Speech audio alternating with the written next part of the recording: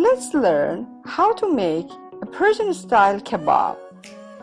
Take room temperature, freshly double-ground meat, not previously frozen.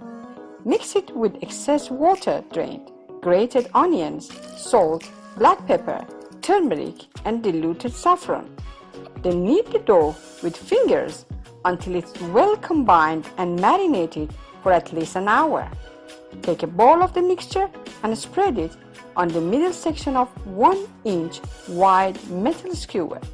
Remember to pinch with thumb and index fingers regularly to create several indentations about 1 inch apart into its characteristic shape.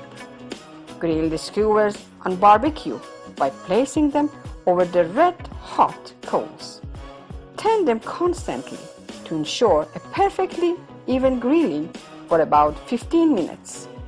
They are served as an accompaniment to the skewers.